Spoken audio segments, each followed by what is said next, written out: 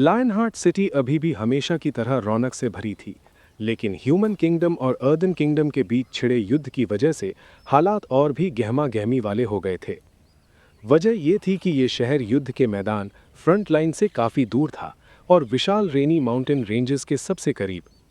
चूंकि ट्रोल्स ने common reason की तरफ जाने वाले कायर इंसानों का रास्ता रोक दिया था, उनके पास बचने का एकमात्र रास्ता रेनी माउंटेन रेंजेस ही था। ह्यूमन किंगडम दशकों से रेनी माउंटेन रेंजेस और दोनों राज्यों के बीच एक दीवार की तरह खड़ा था, जो बीस्ट्स के नेतृत्व में जानवरों के झुंडों को रोकता था। कुछ इंसान तो ये भी मानते थे कि इन दोनों राज्यों ने उन्हें यहाँ इसी वजह से छोड़ा है और ये किसी श्राप से कम नहीं है। लेकिन अब ये एक वरदान बन गया था, क्योंकि ट्रोल्स चाहकर भी रेनी माउंटेन रेंजेस की तरफ जाने वाले उनके रास्ते को नहीं रोक सकते थे। भले ही रेनी माउंटेन रेंजेस आम लोगों के लिए बेहद खतरनाक थीं, लेकिन ट्रोल्स के हाथों कटने से तो ये बेहतर ही था। हालांकि कॉमन रीजन के विपरीत इंसान रेनी माउंटेन रेंजेस में भागने की जल्दबाजी नहीं कर रहे थे, खासकर वे नोबल्स। वे फ्रंट लाइन से खबर का इंतजार कर रहे थे और उम्मीद कर रहे थे कि शाही परिवार ट्रोल्स के साथ बातचीत करके इस अन्यायपूर्ण युद्ध को रोक देगा, ताकि उन्हें अपने घर और दौलत न छोड़नी पड़े। यही वजह थी कि बंजर और सबसे कमज़ोर ग्लोरिया कंट्री में भीड़ भाड़ हो गई थी। जो लोग किसी शहर या कस्बे में नहीं घुस पाए, उन्होंने उनके आसपास कैंप लगा लिए थे। इनमें से ज़्यादातर लोग ग्लोरिया कंट्री के असली निवासी थे, जिन्हें ताकतवर मर्सनरीज या नोबल्स ने उनके घरों से बाहर निकाल दिया था। यहाँ तक कि ग्लोरिया कंट्री के शासक परिवार ग्लोरिया फैमिली के बारे में अफवाह थी कि उन्हें अपने महल से बाहर निकाल दिया गया है और वे अपने ही इलाके के एक शेड में रह रहे हैं, क्योंकि एक मार्क्विस रैंक के रईस ने अपने परिवार और अन्य उच्च स्तरीय नोबल्स के साथ उनके महल पर कब्जा कर लिया था। आधी रात के वक्त लायनहार्ट सिटी की दीवार पर एक नकाबपोश परछाई दिखाई दी। उसकी एम्बर आंखें बर्फीली थीं और वो आधी रात में भी जगमगाते शहर को देख रहा था। ये कोई और नहीं, जेकब था, जो अभी अभी यहाँ पहुंचा था। क्योंकि मुख्य द्वार बंद थे, उसके पास दीवार पर चढ़ने के अलावा कोई चारा नहीं था, जो उसके लिए बाएं हाथ का खेल था। बाहर कई कैंप लगे थे और कुछ फटे पुराने कैंपों में लोग भूखमरी में जी रहे थे। वो समझ सकता था कि उनकी ये हालत क्यों है। उसने ट्रोल्स को इंसानी शहरों में कत्लेआम मचाते, औरतों का रेप करते और बच्चों के साथ दुर्व्यवहार करते देखा था। लेकिन उसने मदद का हाथ नहीं बढ़ाया, क्योंकि इससे वो खुद को एक्सपोज कर देता, और अगर किलर स्कल सोसाइटी उसके पीछे ना भी होती, तब भी वो मदद नहीं करता। युद्ध हर राष्ट्र के इतिहास का हिस्सा है और युद्ध की क्षमता के बिना कोई राष्ट्र कभी मजबूत नहीं कहला सकता। यहाँ तक कि शांतिप्रिय राष्ट्रों को भी शांति बनाए रखने के लिए ताकत की ज़रूरत होती है, तो हॉब ट्रोल्स जैसे युद्धखोर राष्ट्र की तो बात ही छोड़ो। भले ही किलर स्कल सोसाइटी शामिल ना होती, ट्रोल्स ने फिर भी ये युद्ध शुरू किया होता, क्योंकि इंसान भयानक रफ्तार से मजबूत हो रहे थे और ये गॉब्लिन्स के लिए भी अच्छा नहीं था। वे इंसानी आबादी कम करने और उनके एक्सपर्ट्स को ख़त्म करने के लिए ऐसा कत्लेआम करते ही। लेकिन जेकब ने रास्ते में कुछ अजीब भी देखा था। ट्रोल्स हर मारे गए इंसान का खून बड़े कंटेनरों में इकट्ठा कर रहे थे और फिर उन्हें कहीं भेज रहे थे। जेकब ने अंदाज़ा लगाया कि ये किलर स्कल सोसाइटी के असली मकसद से जुड़ा हो सकता है, लेकिन वो इसमें शामिल नहीं होना चाहता था और उसने अनदेखा कर दिया। वो जानता था कि अगर वे डार्क एल्फ जितनी ताकतवर किसी को यहाँ निगरानी के लिए भेज सकते हैं, तो वे जेकब जैसे किसी को दखल नहीं देने देंगे। हालांकि जेकब को इसमें एक मौका भी दिखा, लेकिन उसे हासिल करने के लिए उसे अपनी मौजूदा ताकत से कहीं ज़्यादा ताकत की ज़रूरत थी। इसीलिए वो सीधे यहाँ आया, ताकि इंसानों में घुल मिल सके और युद्ध से जितना हो सके दूर रहे। मुझे हैरानी है कि क्या मेरे पुराने घर पर भी कब्जा हो गया होगा। जेकब ने अपनी आलीशान हवेली की दिशा में देखा और आंखें सिकोड़ीं। वो शहर के आसपास कई शक्तिशाली धड़कनें सुन सकता था, लेकिन घबराने के बजाय उसके होंठ एक ठंडी मुस्कान में बदल गए। वो दीवार से कूदा और ज़मीन पर उतरा। बिना रुके वो लायन स्ट्रीट की तरफ बढ़ा, जहां उसकी पुरानी हवेली थी। जल्दी ही वो अपनी मंजिल पर पहुंचा और देखा कि बंद गेट के बाहर कई ई रैंक और डी रैंक मर्सिनरीज पहरा दे रहे हैं। लगता है मेरे रेंट का वक्त ख़त्म होने के बाद किसी ताकतवर ने इस जगह पर कब्जा कर लिया है और उन्होंने इतने सारे मर्सिनरी गार्ड्स भी हायर किए हैं। जेकब ने आसानी से 30 मीटर ऊंची दीवार फांदी और जाने पहचाने बगीचे में दाखिल हुआ। उसने देखा कि हवेली की बत्तियां अभी भी जल रही हैं और बिना किसी हिचकिचाहट के वो उसकी तरफ बढ़ा। जेकब ने अपना चेहरा भी दिखाया और हुड को कॉलर में छिपा लिया, फिर दरवाजे पर दस्तक दी। उसे खिड़की से जाने में कोई दिक्कत नहीं थी, लेकिन ये बेमतलब होता क्योंकि वो हर समय छिपा नहीं रह सकता था। चूंकि नया मालिक अभी भी जाग रहा था, उसने इस जगह पर कब्जा करने का काम निपटाने का फैसला किया। जल्द ही दरवाजे खुले और बटलर के कपड़ों में एक अधपड़ेड़ आदमी दिखाई दिया। जेकब इस आदमी को जानता था। वो इस हवेली का बटलर हैरिसन था। हैरिसन जेकब को देखकर चौंक गया और उसके सिल्वर बालों से उसे तुरंत पहचान लिया। सर, आप? वो हैरान था। जेकब 1 साल से ज्यादा समय से गायब था और उसके कॉन्ट्रैक्ट खत्म होने के बाद नया मालिक हाल ही में आया था। यहां तक कि गनस्मिथ गिल्ड का हेड भी एक बार जेकब को ढूंढते हुए आया था, जिससे हैरिसन चौंक गया था। लेकिन चूंकि वो यहां नहीं था, वो बिना कुछ कहे चला गया। उन्होंने मान लिया था कि जेकब जंगल में मर गया है। जेकब की हैरिसन के बारे में अच्छी राय थी और उसने सिर हिलाया। अभी यहां कौन रह रहा है? हैरिसन अपनी तंद्रा से बाहर आया और डरते हुए बोला, सर, चूंकि आप 1 साल से ज्यादा समय से वापस नहीं आए थे, तो मकान मालिक ने ये घर एक सी रैंक मर्सिनरी ग्रुप को किराए पर दे दिया है और अब ये इनका गैरिसन है। जेकब ने ना तो त्योरियां चढ़ाई और ना ही कुछ कहा, बस सिर हिलाया। मुझे उनके लीडर से मिलो। हैरिसन इस बात से चकरा गया, लेकिन जेकब पहले ही घर में घुस चुका था और हॉल की तरफ बढ़ रहा था। हैरिसन घबराकर पीछे चला और बोला, सर, ये शायद अच्छा विचार नहीं है। ये मर्सिनरी ग्रुप टाइगर्स डेन का है, एक बी रैंक मर्सिनरी ग्रुप जो एक बी रैंक मर्सिनरी की कमान में है। वे आपके इस तरह घुसने को खुशी से नहीं लेंगे और इसे उकसावे के तौर पर देख सकते हैं। और तो और, मैंने उन्हें बात करते सुना है कि युद्ध की वजह से टाइगर्स डेन की मुख्य टीम अपने लीडर के साथ यहाँ छिपने आ सकती है। आपको निकल जाना चाहिए जब तक आप कर सकते हैं। जेकब हैरिसन की चिंता भरी बातें सुनकर हंसा। वो जानता था कि ये बंदा दयालु है और सचमुच उसका भला चाहता है। वे पहले ही यहाँ हैं। जेकब ने हॉल में मौजूद 8 लोगों को देखते हुए कहा, जो अपने रात के कपड़ों में थे, लेकिन उनके हाथों में अलग अलग हथियार और गनें थीं। वे साफ तौर पर किसी मेहमान की उम्मीद नहीं कर रहे थे और बाहर इतने सारे गार्ड्स होने के बावजूद दरवाजे पर अचानक हुई दस्तक से सतर्क थे। उन लोगों को आदेश दिया गया था कि किसी को अंदर ना आने दें, तो जो कोई भी उनकी सुरक्षा को भेद सकता है, वो कोई ऐरा गैरा नहीं होगा। उनमें से 6 महिलाएं थीं, जो सभी बेहद खूबसूरत थीं, और 2 पुरुष भी लंबे और हैंडसम थे। और तो और, वे सब सी रैंक मर्सिनरीज थे। जेकब के हैंडसम चेहरे को देखकर उन महिलाओं की आंखें चमक उठीं, जबकि दोनों पुरुषों ने त्योरियां चढ़ा लीं, इस अजनबी को देखकर जो ऐसे चल रहा था जैसे ये जगह उसी की हो, और उनका बटलर चिंतित चेहरे के साथ उसके पीछे आ रहा था। हैरिसन, क्या ये तुम्हारा दोस्त है? सफेद नाइट गाउन पहने नाजुक सी महिला ने पूछा। उसकी नीली आंखें जेकब के ठंडे चेहरे पर टिकी थीं। हैरिसन का दिल जोर से धड़कने लगा जब उसने उन सभी शक्तिशाली लोगों को एक साथ इकट्ठा देखा। वो सिर हिलाने ही वाला था कि जेकब बोल पड़ा, मैं किसी का दोस्त नहीं हूं। मैं तुम लोगों से पहले इस जगह पर रह रहा था और कुछ समय के लिए बाहर गया था, लेकिन मेरे लौटने का इंतजार करने के बजाय मकान मालिक ने इस जगह को किराए पर दे दिया है। जेकब ने ठंडे स्वर में कहा। सुनहरे बालों वाले लंबे आदमी ने त्योरियां चढ़ाईं और ठंडे स्वर में डांटा, वे पंख, हमारे साथ ये बकवास मत करो। तुम आधी रात को हमारे घर में घुसे हो तो तुम यहाँ अपनी बकवास कहानी सुनाने तो नहीं आए होगे ना? उसने अचानक अपनी राइफल जेकब पर तान दी। उसकी उंगली ट्रिगर पर थी। येलो, घर में गोली मत चलाना, वरना मैं तुम्हें बाहर फेंक दूंगी, एक लंबी भूरे बालों वाली महिला ने धमकी दी, जिसका शरीर बेहद सुडौल था और उसके पीले चेहरे पर एक खूंखार नजर थी। येलो थोड़ा कांप गया और जेकब को देखते हुए खींच भरे चेहरे के साथ अपनी बंदूक नीचे कर ली। फिर उस महिला ने जेकब को देखा और उसका चेहरा बर्फीला हो गया। चले जाओ, वरना मैं तुम्हें लात मारकर लायन हार्ट सिटी से बाहर निकाल दूंगी। ये सुनकर सब अजीब तरह से मुस्कुराए, जैसे वे इस महिला के गुस्से के आदी हों। लेकिन जेकब वैसे ही देखता रहा और बस एक शब्द बोला, जिसमें खौफनाक इरादा था, घुटने टेको। घुटने टेको। जैसे ही ये एक शब्द गूंजा, उन 8 सी रैंक मर्सिनरीज का दिल कांप गया और उनके चेहरे पर दहशत छा गई, क्योंकि उन्हें उस सिल्वर बालों वाले आदमी से मौत का एहसास हो रहा था। उनके वजूद का हर हिस्सा चीख रहा था कि जो कहा गया है वो करो, वरना बहुत बुरी मौत मरोगे। धड़ाम! उनके कांपते हाथों से हथियार गिर गए। उनके पैर जेली की तरह कांपने लगे और वे फर्श पर गिर गए। उन्होंने अपने हाथों से खुद को सहारा दिया, जबकि उनके सिर झुके हुए थे और पीले चेहरों पर खौफ था।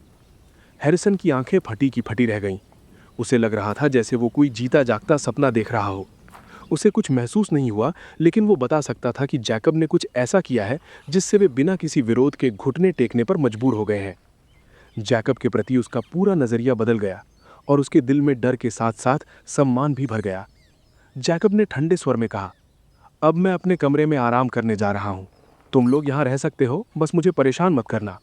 हैरिसन, मेरा खाना तैयार करो और मेरे कमरे में पहुँचा दो। जी जी। हैरिसन पसीने से लथपथ होकर जल्दी से झुका। उसकी हिम्मत नहीं थी कि वो अब अपनी कोई राय दे। जैकब ने सिर हिलाया और मास्टर बेडरूम की तरफ चल दिया, उन 8 मर्सनरीज की परवाह किए बिना जो ऐसे कांप रहे थे जैसे किसी बर्फीली झील के बीच में हो। उसने बस अपना जानलेवा इरादा और थोड़ी सी ताकत दिखाई थी और उनकी हालत खराब हो गई। यहाँ तक कि ये कॉमन टीयर 12 ऑर्क भी उससे डरकर भाग गया था, तो ये कॉमन टीयर 3 इंसान क्या चीज़ थे? जैकब जानता था कि उन्हें काबू करने का सबसे तेज तरीका अपनी ताकत दिखाना है, और इसने जादू की तरह काम किया। एक इंसान के रूप में वो जानता था कि सत्ता में बैठे इंसान का दिमाग कैसे काम करता है। वे तब तक पीछे नहीं हटते जब तक उन्हें ये ना पता चले कि सामने वाला उनसे कहीं ज़्यादा श्रेष्ठ है। जैकब के जाने के बाद उन 8 को लगा जैसे मौत का साया हट गया हो। वो तेज मिजाज वाली औरत दहशत भरे चेहरे के साथ उस जगह को देख रही थी जहां जैकब खड़ा था। वो हकलाते हुए बोली, आखिर हुआ क्या था? ये उनके लिए बिल्कुल नया अनुभव था। यहाँ तक कि उनका बॉस भी ऐसा नहीं कर सकता था, और वे बता सकते थे कि उसने किसी जहर का इस्तेमाल भी नहीं किया था। उन्होंने जो महसूस किया था वो सिर्फ और सिर्फ शुद्ध डर था। कांच से त्वचा वाले दूसरे आदमी ने ऐसे सांस ली जैसे उसका दम घुट रहा हो, और खड़ा हुआ। उसके पैर अभी भी कांप रहे थे। वो चिल्लाया, बस भागो। वो अपने साथियों को देखे बिना सीधे दरवाजे की तरफ भागा। बाकी सबने भी उसकी पीठ देखी और बिना 2 बार सोचे वे भी उसके पीछे भाग खड़े हुए। हैरिसन, जो एक तरफ खड़ा था, हैरान रह गया जब उसने उन्हें अपना सामान और हथियार छोड़कर भागते देखा। वो सचमुच सोच रहा था कि जैकब ने ऐसा क्या किया कि वे चूहों की तरह भागने लगे। अचानक उसे एक घिनौनी बदबू आई। उसने उस जगह को देखा जहां वे 8 बैठे थे, और उसकी आंखें सिकुड़ गईं जब उसने कालीन पर 8 गीले धब्बे देखे। उसका चेहरा पीला पड़ गया और वो चिल्लाया, कोई जल्दी से इस गंदगी को बाहर फेंको, इससे पहले कि लॉर्ड को इसकी बदबू आए। ह्यूमन किंगडम के दक्षिण में एक ऊंची इमारत की छत पर एक ग्रेसफुल परछाई खड़ी थी जिसकी लाल आंखों में नाराजगी थी। A9999, जिसे आखिरकार पता चल गया था कि जैकब अंडरग्राउंड फैसिलिटी में नहीं था, अब गुस्से से उबल रही थी। उसने अपना 1.5 दिन बर्बाद कर दिया था। उसने कभी नहीं सोचा था कि वो बंदा सब कुछ पीछे छोड़कर जैसे ही वे उस क्षेत्र से निकलेंगे भाग जाएगा, और ये भी कि उसने कोई निशान नहीं छोड़ा था। ट्रैकिंग में माहिर होने के बावजूद वो पूरी तरह अनजान थी और जैकब का कोई सुराग नहीं ढूंढ पाई थी। अंत में उसने रेनी माउंटेन रेंजेस की दिशा में जाने का फैसला किया, क्योंकि अगर उसे जाना है तो उसे वो जगह पार करनी होगी। लेकिन ये संभावना भी थी कि वो उन्हें गोल गोल घुमाने के लिए तीनों राज्यों के क्षेत्र में ही कहीं छिपा हो। निराश होकर उसके पास पूरे ह्यूमन किंगडम को स्कैन करने के अलावा कोई चारा नहीं था। तभी वो वापस जाकर बाकी 2 राज्यों की तलाशी लेगी। अगर वो यहाँ नहीं था और रेयर रीजन की दिशा में चला गया था, तो आने वाले सोसाइटी के सदस्य उसे रोक लेंगे। उसे बस ये सुनिश्चित करना था कि वो तीनों राज्यों के आसपास कहीं छिपा ना हो। तभी नरभक्षी योजना शुरू की जा सकती थी। ये उच्च अधिकारियों का आदेश भी था। इस वक्त उसकी कलाई पर बंधी स्टार वॉच वाइब्रेट हुई। इस क्षेत्र में कोई यूजर नहीं है। उसने झुंझलाहट में आंखें सिकोड़ी। वो अपनी स्टार वॉच से जैकब की स्टार वॉच का सिग्नल ढूंढ रही थी। चूंकि उस क्षेत्र में स्टार वॉच वाला वो अकेला था, तो ये काफ़ी प्रभावी तरीका था। और तो और उसे भरोसा था कि जैकब उस स्टार वॉच को नहीं छोड़ेगा जिसमें नक्शा और वो ज्ञान है जो उसने ट्रांसफ़र किया था। अगर उसने छोड़ भी दी तो उसे स्टार वॉच ढूंढनी होगी ताकि पक्का हो जाए। जहाँ तक उसे नष्ट करने की बात थी, हर कोई जानता था कि अगर आप स्टार वॉच को जलाकर राख भी कर दें, तब भी आप उस आखिरी जगह का पता लगा सकते हैं जहाँ उसे नष्ट होने से पहले एक्टिवेट किया गया था। यही बात स्टार नेटवर्क को डरावना और अथाह बनाती है। फिर भी उसने एक और स्कैनर निकाला जो एक काले बक्से की तरह था। हालांकि ये बहुत महंगा था, लेकिन प्रजातियों के बीच फर्क करने का ये सबसे असरदार तरीका था, उन्हें पता चले बिना। जब तक इंसानों ने इस जगह पर एंटी राडार सिस्टम्स नहीं लगाए होंगे, कोई भी अपनी प्रजाति इस डिवाइस से छिपा नहीं पाएगा। भले ही तुम्हारे पंख निकल आएं, तो मुझसे छिप नहीं सकते। उसकी आंखों में एक बेरहम चमक थी जब उसने उसे एक्टिवेट किया। अगली सुबह जैकब ने अपनी आंखें खोलीं जब सूरज की पहली किरण दुनिया पर पड़ी। उसे कोई थकान महसूस नहीं हो रही थी और वो तरोताज़ा था। वो बिना शर्ट पहने कमरे से निकला और सीधे पूल एरिया की तरफ बढ़ा। इस बार तो मुझे कर लेना चाहिए। जैकब की आंखों में उम्मीद थी जब उसने वाटर मेडिटेशन की 2 घंटे की समय सीमा के बारे में सोचा। पिछली बार उसने इसी जगह वाटर मेडिटेशन की प्रैक्टिस की थी और उसने कभी नहीं सोचा था कि वो यहाँ दोबारा आएगा। अगर उसे डार्क सिटी नहीं मिलती और वो रेयर रीजन में नहीं जाता, तो शायद वो यहाँ कभी नहीं लौटता। लेकिन लगता है कि इस जगह के साथ उसका कोई रिश्ता था जो उसे जाने नहीं दे रहा था। पानी के तापमान की परवाह किए बिना उसने सीधा छलांग लगा दी और वाटर मेडिटेशन शुरू कर दिया। उसने 1 घंटे की सीमा आसानी से पार कर ली और अब 10G प्रेशर उसे अपनी मौजूदा ताकत के साथ सामान्य ग्रेविटी जैसा लग रहा था। जैसे ही वो 2 घंटे के निशान पर पहुंचा, उसके पास अभी भी आधी सांस बची थी। जैसे ही 2 घंटे की सीमा पार हुई, जैसा कि जैकब ने उम्मीद की थी, जी फोर्स बढ़ गया और उसने आखिरकार दबाव महसूस किया, यहाँ तक कि उसके नीचे का फर्श भी चटकने लगा। तो ये है 20G फोर्स। जैकब इसे अभी भी संभाल सकता था और ये उसे सतर्क करने के लिए काफ़ी नहीं था, लेकिन ये उसे घुटन का एहसास दिलाने के लिए काफ़ी था। फिर भी जैकब जानता था कि वो इस घुटन और दबाव के साथ भी 30-40 मिनट और टिक सकता है। लेकिन जैसे ही 5 मिनट बीते, जैकब को अपने शरीर के चारों ओर एक अजीब सी झुंझुनी महसूस हुई। ये एहसास सिर्फ 2-3 सेकंड रहा और फिर गायब हो गया। अगले ही पल जैकब पर से दबाव भी पूरी तरह गायब हो गया। जैकब की आंखें हैरानी से खुलीं। वो खड़ा हो गया। क्या हुआ? लेकिन इसी पल पूल का पानी अचानक धुएं में बदलने लगा और हवा में उड़ गया। जैकब को तुरंत पता चल गया कि यह अचानक बदलाव क्यों हुआ। पानी से ऑक्सीजन पूरी तरह खत्म हो गई और अब हाइड्रोजन को बांधने के लिए कुछ नहीं था, इसलिए वो अपनी प्राकृतिक अवस्था में बदल गया। जहाँ तक उस बदलाव की बात है, शायद वो एहसास मुझे महसूस हुआ और ऑक्सीजन खत्म होने की वजह से जी फोर्स भी टूट गया। मैंने अपनी पिछली ज़िंदगी में कुछ टेस्ट किए थे और हर बार जब हम वाटर मेडिटेशन करते थे तो ऑक्सीजन सचमुच खत्म हो जाती थी। या फिर इसके पीछे कुछ और भी है? क्या इसका मतलब ये है कि अगर मुझे ये तकनीक जारी रखनी है तो मुझे हर बार ग्रेविटी बढ़ने के साथ पानी के और बड़े स्रोत या वास्टर वाटर बॉडी की ज़रूरत होगी?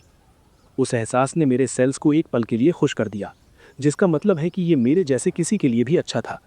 आखिर ये आर्ट ऑफ नेचर किस तरह की तकनीक है और इसका अंतिम लक्ष्य क्या है? जैकब ने गंभीर चेहरे के साथ सोचा।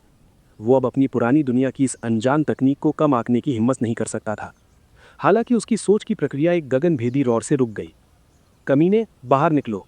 सैमुअल ह्यूमन किंगडम के 4 बी रैंक मर्सनरीज में से एक था और उसका रुतबा एक ड्यूक जितना ऊंचा था। वो किसी आम परिवार से नहीं था, बल्कि एक अर्ल के परिवार से था। स्टार मर्सनरी एजेंसी में शामिल होने के बाद अपनी प्रतिभा और महत्वाकांक्षा के दम पर उसने 3 दशकों में बी रैंक हासिल कर ली थी। दूसरे बी रैंकर्स जहां आराम की जिंदगी चाहते थे, वहीं सैमुअल रेयर रीजन जाना चाहता था। लेकिन वो ब्लैक नाइट्स में शामिल होकर अपनी आज़ादी नहीं खोना चाहता था। उसे कंट्रोल पसंद था, इसलिए उसने अपनी खुद की टीम टाइगर्स डेन बनाई और उसे मजबूत करने लगा। लेकिन अर्दन किंगडम के साथ युद्ध ने उसके प्लान बिगाड़ दिए। ट्रोल्स की ताकत देखकर वो समझ गया कि ह्यूमन किंगडम का बचना मुश्किल है, इसलिए वो भी दूसरों की तरह एक फर्जी चोट का बहाना बनाकर ग्लोरिया कंट्री में पीछे हट गया। अपने मुखबिरों से उसे पता चला कि उसकी कंपनी के तहत आने वाली एक सी रैंक टीम के पास लायनहार्ट सिटी में एक विशाल हवेली है। वो अपनी पूरी ताकत के साथ वहां पहुंचा ताकि रेनी माउंटेन रेंजेस में सफर करते वक्त सुरक्षित रह सके। लेकिन आज सुबह जब वो आया तो उसे पता चला कि किसी लौंडे ने अजीब चाल चलकर उसकी टीम को डरा दिया और हवेली पर कब्जा कर लिया। ये सुनकर सैमुअल और टाइगर्स डेन की मुख्य टीम आग बबूला हो गई। 100 से ज्यादा मेंबर्स के साथ सैमुअल जानलेवा इरादों के साथ हवेली में घुस गया। उसने गगनभेदी दहाड़ मारी, कमीने बाहर निकल। उसके पीछे खड़े हर सदस्य के हाथ में हथियार और बंदूकें थीं। इस भीड़ के बीच वो 8 लोग भी थे जिन्हें जैकब ने कल रात बुरी तरह डराया था। वो फायरी लेक मर्सनरी ग्रुप के थे। उनकी लीडर एक भूरे बालों वाली और तेज मिजाज महिला अब डरी हुई लग रही थी। कल रात का खौफ अभी भी उनकी आंखों में ताज़ा था। अगर सैमुअल साथ ना होता तो वे यहाँ वापस आने की हिम्मत कभी ना करते। सबसे आगे 6.1 फीट लंबा हट्टा कट्टा सैमुअल खड़ा था। उसने स्किन टाइट कवच पहना था और उसकी पीठ पर 2 जंगी कुल्हाड़ियाँ थीं। उसका चौकोर कांच से चेहरा और काली आंखें उसे हैंडसम बना रही थीं। सुबह सुबह किसका कुत्ता भौंक रहा है? तभी एक सुस्त और नाराज आवाज आई और हवेली का दरवाजा खुला। जेकब बाहर आया। उसने एक सफेद शर्ट पहनी थी जिसके बटन खुले थे और काली पैंट। जब ग्रुप की महिलाओं ने जेकब का गठीला और पॉलिश्ड शरीर देखा तो उनकी आंखें चमक उठी। वो सैमुअल से सैकड़ों गुना ज्यादा हैंडसम लग रहा था। सैमुअल की ठीक पीछे काले बालों वाली एक लंबी महिला खड़ी थी। वो ऐसी लग रही थी जैसे सफेद जेड से तराशी गई हो। उसके टाइट आर्मर के नीचे उसकी पतली कमर और उभरा हुआ सीना साफ दिख रहा था। वो 6 फीट लंबी थी और इस सुअरों के झुंड में बिल्कुल अलग और रॉयल लग रही थी। वो टाइगर्स डेन की वाइस प्रेसिडेंट और वाइस कैप्टन एलिस थी। वो बी रैंक में प्रवेश करने के बहुत करीब थी। एलिस को उस शख्स में दिलचस्पी थी जिसने टाइगर्स डेन को भगाने की हिम्मत की थी, लेकिन जैकब के घमंडी शब्द सुनकर उसे लगा कि ये कोई बेवकूफ़ है जो मौत से नहीं डरता। लेकिन जब उसने उसे देखा तो उसे मानना पड़ा कि उसने अपनी जिंदगी में इतना हैंडसम आदमी कभी नहीं देखा था। ये मरने वाला है, अफसोस कि ये बेवकूफ़ है, उसने ठंडेपन से सोचा। सैमुअल का चेहरा गुस्से से बिगड़ गया था। इस खूबसूरत लड़के ने उसे कुत्ता कहा और अब अपना शरीर दिखाते हुए उसे नज़रअंदाज कर रहा था। खासकर जब उसने एलिस को जेकब को घूरते देखा तो उसका खून खौल उठा। वो एलिस को अपनी जागीर समझता था। चूंकि तूने मेरी चीज छीनने की हिम्मत की है, मैं तुझे ऊपर भेज दूंगा, सैमुअल ने ठंडे स्वर में कहा और अपनी पीठ से कुल्हाड़ियां निकालने लगा। जेकब के चेहरे पर कोई भाव नहीं था। उसने सैमुअल को देखा और उसे हथियार निकालने दिया। कैसा रहेगा अगर मैं तुम्हारे इस किए हुए शोर शराबे के बदले तुम्हारा एक हाथ ले लूं? जेकब ने ऐसे कहा जैसे वो कोई अंतिम फैसला सुना रहा हो। हैरिसन और बाकी नौकर ये सुनकर सन्न रह गए और बाकी सब भी। एक पतला आदमी जिसके हाथ में रिवॉल्वर थी चिल्लाया, बॉस, मुझे इसकी जुबान खींच लेने दीजिए। ये शूटर था, टाइगर्स डेन का एक और वाइस कैप्टन। वाइस कैप्टन, क्या तुम बॉस का चेहरा नहीं देख रहे? वो इस बंदे का कीमा बनाने वाले हैं, बस शो का मजा लो, दूसरे मेंबर ने ताना मारा। एलिस चुपचाप अपनी पन्ना जैसी आंखों से जेकब को देख रही थी, अनिश्चितता के साथ। मर जाओ, सैमुअल दहाड़ा और 80 मील प्रति घंटे की रफ्तार से जेकब की तरफ दौड़ा। उसने अपनी कुल्हाड़ी से जेकब के कंधे पर वार किया, एक बर्फीली मुस्कान के साथ। वो उसे सीधे नहीं मारना चाहता था, बल्कि उसे मौत की भीख मंगवाना चाहता था। जेकब निहत्था था, जिससे सैमुअल और निडर हो गया। उसे जेकब से कोई खतरा महसूस नहीं हो रहा था। हालांकि सैमुअल जल्दबाजी में लग रहा था, लेकिन उसने अपने दिमाग में जेकब की ताकत का अंदाजा लगा लिया था। कम से कम उसे ऐसा ही लगा। लेकिन आगे जो हुआ उससे वहां मौजूद हर किसी का जबड़ा जमीन पर आ गिरा। ठक! सैमुअल की कुल्हाड़ी अचानक जेकब की तर्जनी और मध्यमा उंगली के बीच जाकर अटक गई। सैमुअल की आंखें फटी की फटी रह गई जब उसे समझ आया कि क्या हुआ। उसने कुल्हाड़ी खींचने की कोशिश की, लेकिन वो टस से मस नहीं हुई। उसने जल्दी से दूसरी कुल्हाड़ी का इस्तेमाल किया और जेकब की कलाई पर वार किया। वो उसका हाथ काट देना चाहता था, लेकिन जेकब ने उसे रोकने के लिए अपनी उंगली तक नहीं हिलाई और कुल्हाड़ी को अपनी कलाई पर लगने दिया। लेकिन इसके बाद जो हुआ उससे सैमुअल और देखने वालों को दहशत से भर दिया। उन्होंने देखा कि कुल्हाड़ी पूरी ताकत से जेकब की कलाई पर लगी, जो हाथ काटने के लिए काफी थी। लेकिन ना सिर्फ उसका हाथ चट्टान जैसा मजबूत रहा, बल्कि ब्लेड ने सिर्फ उसकी शर्ट काटी और उसकी चमड़ी को बमुश्किल खरोच पाई। बस इतना सा? जेकब की ताने भरी आवाज गूंजी, जिससे सबकी रीढ़ में सिहरन दौड़ गई और सैमुअल डर के मारे बेवकूफ बन गया। सैमुअल को आखिरकार समझ आ गया कि जेकब बेवकूफ नहीं था, बल्कि वो खुद बेवकूफ था। शुरू से अंत तक जेकब ने कोई डर नहीं दिखाया। इसलिए नहीं कि वो जानता नहीं था, बल्कि इसलिए क्योंकि वो सैमुअल को खतरा मानता ही नहीं था। जेकब की नज़र में वो शायद एक नखरे दिखाने वाला बच्चा था। दहशत में, तुम कौन? इससे पहले कि वो कोई और शब्द बोल पाता, जेकब का दूसरा हाथ एक धुंधले साये की तरह हिला और उसने सैमुअल का दूसरा कंधा पकड़ लिया। जेकब ने ठंडे स्वर में कहा, जैसा मैंने कहा था, मैं ये हाथ ले रहा हूं। इससे पहले कि सैमुअल संघर्ष कर पाता, उसे एक लोहे के पंजे की ग्रिप महसूस हुई और अगले ही पल आ आ उसकी खून जमा देने वाली हिस्टेरिकल चीख गूंजी और पूरी लायन स्ट्रीट ने उसे सुना। टाइगर्स डेन के मर्सनरीज ने पीले चेहरों के साथ एक खौफनाक नजारा देखा। उनके बहादुर लीडर का हाथ उस खौफनाक आदमी ने किसी गुड़िया की तरह उखाड़ दिया था और सैमुअल के क्षत विक्षत कंधे से खून का फव्वारा फूट रहा था, जबकि वो किसी सुअर की तरह दर्द में चिल्ला रहा था। ये एक विभत्स नजारा था। सिल्वर बालों वाला आदमी बिना किसी भाव के एक कटे हुए हाथ को पकड़े खड़ा था। उसकी सफेद शर्ट और शरीर खून से सने थे, जबकि उसका शिकार उसके ठीक सामने दर्द में चीख रहा था। वो किसी शैतान से कम नहीं लग रहा था। गोली मारो इसे, सैमुअल ने भयानक दर्द को दबाते हुए अपनी खून से लाल आंखों के साथ चीखा। टाइगर्स डेन के मर्सनरीज अपनी तंद्रा से जागे और उनके चेहरे सफेद पड़ गए। वे सब हिचकिचा रहे थे, क्योंकि जेकब सैमुअल से कहीं ज्यादा ताकतवर था। नहीं, वो कुछ ज्यादा ही ताकतवर था। अगर वे जवाबी हमला करते और उसने उन सबको मारने का फैसला कर लिया तो? अभी जेकब ने सिर्फ सैमुअल का हाथ उखाड़ा था और उसे मारा नहीं था, जब वो आसानी से कर सकता था। इसमें अब किसी को कोई शक नहीं था। लेकिन अगर वे सचमुच इस रास्ते पर चले गए तो उनके लिए वापसी का कोई रास्ता नहीं बचेगा। और तो और जब सबने देखा कि वो शैतान बस शांति से खड़ा है और अपनी बर्फीली नज़रों से उन्हें देख रहा है बिना किसी पैनिक के, तो उन सब के दिल बैठ गए। लेकिन अगर उन्होंने गोली नहीं चलाई तो क्या सैमुअल उन्हें छोड़ देगा?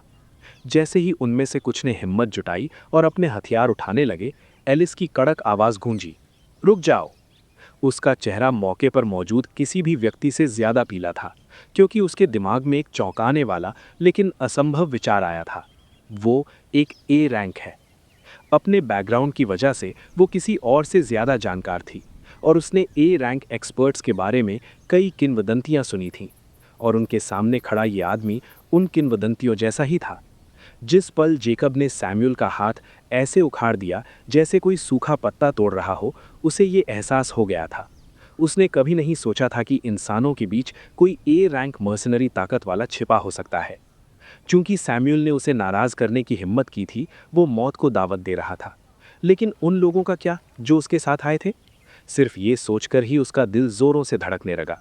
और अब सैमुअल ने आत्मघाती आदेश दे दिया था।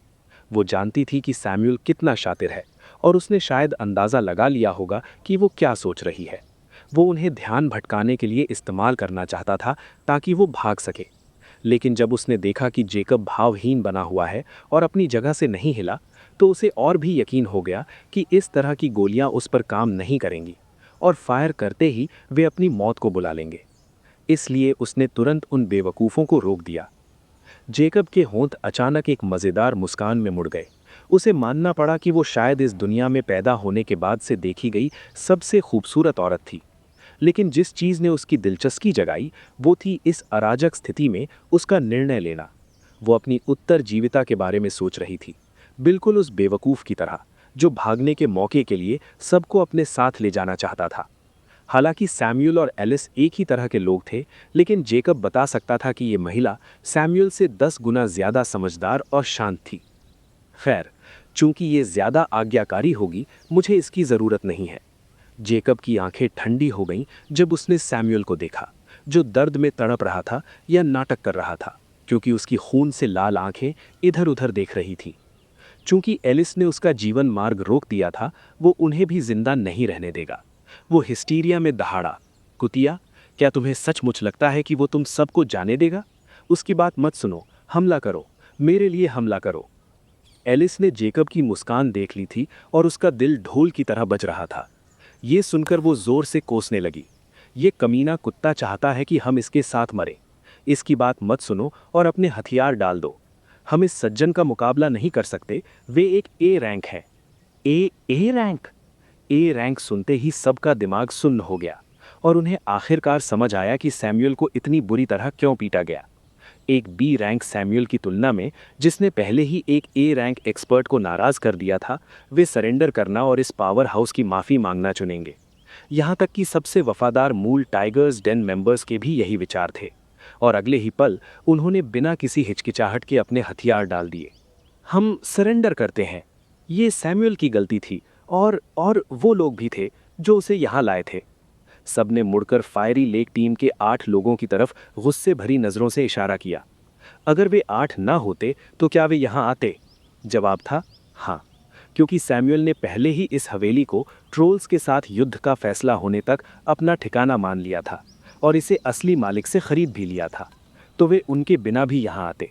लेकिन अपनी खाल बचाने के लिए उन्होंने सारा इल्ज़ाम उन पर डाल दिया, और उम्मीद की कि जेकब उनकी जान बख्श देगा।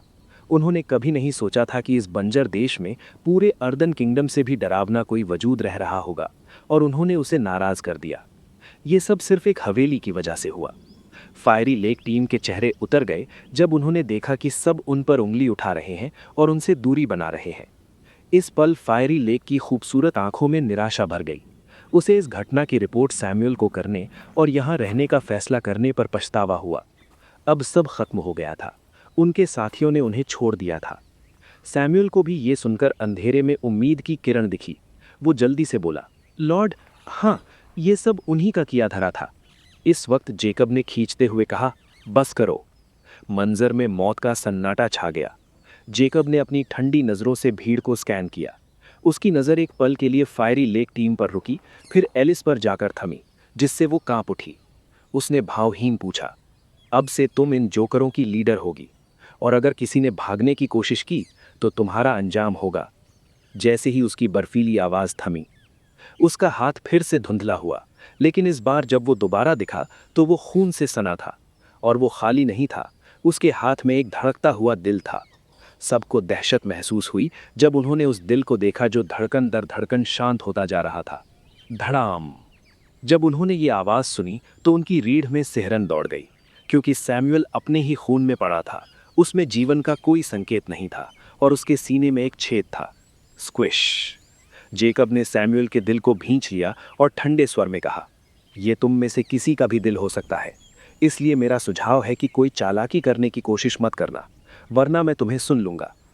एलिस, जो सैमुअल की लाश को दहशत भरे चेहरे से देख रही थी, ने भी डर महसूस किया और अब जेकब की आंखों में देखने की हिम्मत नहीं की।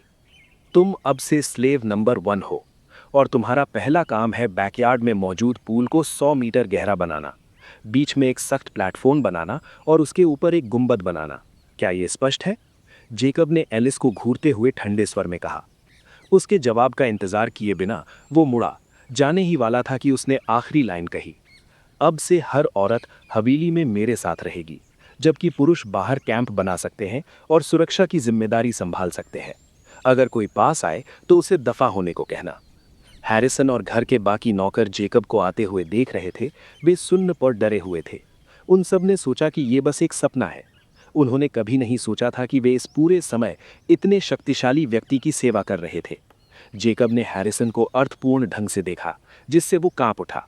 तुम इन लोगों और इन्हें चाहिए मटीरियल के इंचार्ज होगे, और अगर वे तुम्हारे आदेशों का विरोध करें तो मुझे बताना। हैरिसन को लगा जैसे उसके घुटने कांप रहे हैं और वो अपनी पैंट गीली करने वाला है, लेकिन उसने हिम्मत नहीं की। उसे डर था कि वो जेकब की सद्भावना खो देगा और उसका दिल भी सैमुअल की तरह कुचल दिया जाएगा। जैसा आपका आदेश माय लॉर्ड।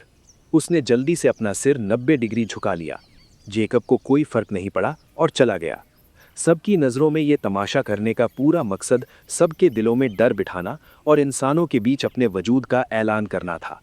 और तो और, जब उसे वाटर मेडिटेशन जारी रखने के लिए, पूल को गहरा करने के लिए सचमुच कुछ मजदूरों की ज़रूरत थी, ये लोग वही थे जिनकी उसे ज़रूरत थी, और सैमुअल ने उन्हें उसके पास पहुंचा दिया। अब बस मुझे यहाँ रहकर उनकी प्रतिक्रिया का इंतज़ार करना है। अगर मैंने सही सोचा है तो ये सचमुच काम कर सकता है। जेकब की आंखों में एक शातिर चमक कौंध गई और वो बेसमेंट की तरफ बढ़ गया। एलिस उस खाली जगह को देख रही थी जहां जेकब कुछ पल पहले खड़ा था। Slave number 1? ये शब्द उसके दिमाग में बिजली की तरह गूंज रहे थे। वो एक ड्यूक की गर्व से भरी बेटी गुलाम घोषित कर दी गई थी, और वो विरोध या एक शब्द भी नहीं बोल सकती थी। ये उसके अहंकार और आत्मविश्वास पर एक जबरदस्त चोट थी। सबके चेहरों पर जटिल भाव थे। उन्होंने कभी नहीं सोचा था कि इस जगह पर आकर ताकत के बारे में उनकी पूरी समझ ही उलट जाएगी। हालांकि जेकब ने उनके वाइस कैप्टन को गुलाम कहा था, लेकिन उनका क्या? उसने उन्हें जोकर्स कहा था। वे उसके लिए गुलाम भी नहीं माने जाते थे। और इन सालों में उन्होंने जो भी गर्व और उपलब्धि हासिल की थी, वो धुएं में बदल गई। जहां तक भागने का सवाल था, क्या उनमें काबिलियत थी? टाइगर्स डन के साथ हुई घटना ऐसी नहीं थी जिसे छिपाया जा सके। जैकब की हवेली के आसपास रहने वाले कुछ पड़ोसियों ने पूरी घटना को दहशत के साथ देखा था। किसी ने नहीं सोचा था कि एक बी रैंक मर्सनरी, जो ह्यूमन किंगडम की ताकत का प्रतीक था, इतनी दर्दनाक मौत मरेगा। लेकिन सबसे बड़ी खबर यह थी कि शायद इंसानों के बीच एक ए रैंक एक्सपर्ट मौजूद है। इस हारी हुई जंग की स्थिति में यह खबर ह्यूमन किंगडम के लिए किसी वरदान से कम नहीं थी, क्योंकि अगर ये सच हुआ और उनके बीच सचमुच कोई ए रैंक एक्सपर्ट है, तो ट्रोल्स डर के मारे कांपने वाले पहले लोग होंगे। ये जानना जरूरी था कि तीनों साम्राज्यों के बीच एक भी ए रैंक एक्सपर्ट मौजूद नहीं था, और ना ही वे डार्क सिटी के अस्तित्व के बारे में जानते थे। बहुत जल्द ये खबर लायन स्ट्रीट से लायन हार्ट सिटी तक जंगल की आग की तरह फैल गई, और आधे दिन के भीतर पूरा ग्लोरिया कंट्री सदमे में था।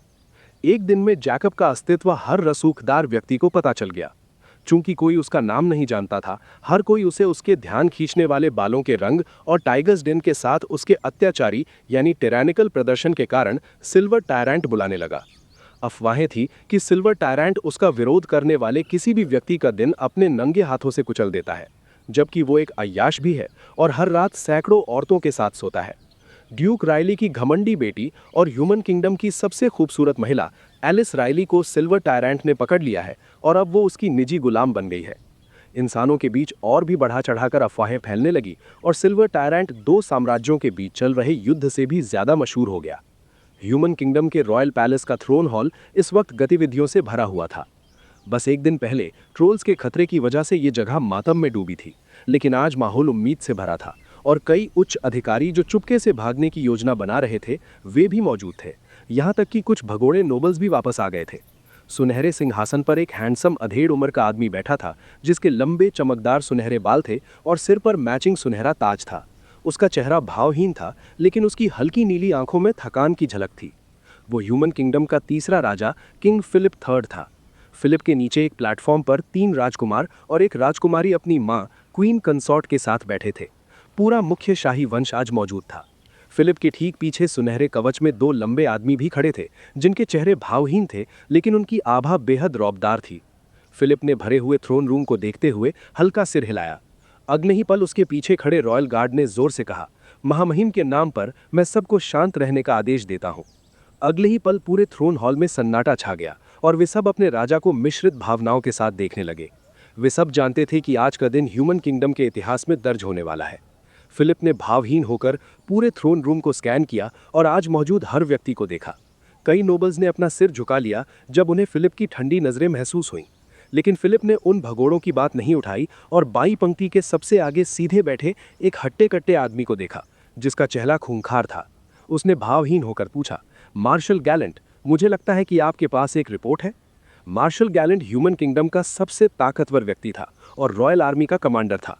वो ह्यूमन किंग जैसे राजा से भी ज्यादा सम्मानित और मशहूर था। गैलेंट की ताकत के साथ वो आसानी से ग्रोवर फैमिली को उनकी शाही स्थिति से हटा सकता था, लेकिन वो हमेशा ताज के प्रति वफादार रहा था। सिर्फ इतना ही नहीं, वो उनका सबसे बड़ा समर्थक था और इसी तरह ग्रोवर फैमिली अभी भी कमांडिंग पोजीशन में थी, वरना अलग अलग गुटों की बढ़ती ताकत के साथ ग्रोवर फैमिली बहुत पहले ही ह्यूमन किंगडम पर अपनी पकड़ खो चुकी थी। खासकर राइली फैमिली जो फिलिप के छोटे भाई के नियंत्रण में थी। ड्यूक राइली ने न सिर्फ अपनी आकर्षक बेटी के साथ बी रैंक सैमुअल को अपने घर में शामिल किया था, बल्कि वो बेटी बेहद प्रतिभाशाली थी और वो खुद बी रैंक में प्रवेश करने के बहुत करीब थी। ये आसानी से पूरे ह्यूमन किंगडम के राजनीतिक ढांचे को पलट सकता था। लेकिन अब गैलेंट की आंखों में एक जटिल चमक के साथ विनम्रता से जवाब दिया और अपने राजा को देखा, जो पिछली बार देखने के बाद से और बूढ़े लग रहे थे। महामहिम, इस विषय पर वास्तव में एक महत्वपूर्ण रिपोर्ट है। उसने एक गहरी सांस ली और जारी रखा, ट्रोल्स ने अचानक हमारी सीमाओं पर हमला करना बंद कर दिया है और यहाँ तक कि कल रात हमारे पहले से जीते हुए शहरों और क्षेत्रों को भी छोड़ दिया है। इस वक्त उनकी सेनाएं अपनी सीमा पर स्टैंड बाय पर है, जबकि हमने ये भी नोटिस किया कि सभी बी रैंक ट्रोल्स को अपने राजा की रक्षा के लिए वापस बुला लिया गया है। वे अब बात करने के लिए भी तैयार हैं। गैलेंट सचमुच हैरान था जब वो ये चौंकाने वाली रिपोर्ट दे रहा था। ऐसा लग रहा था जैसे वो कोई सपना दोहरा रहा हो।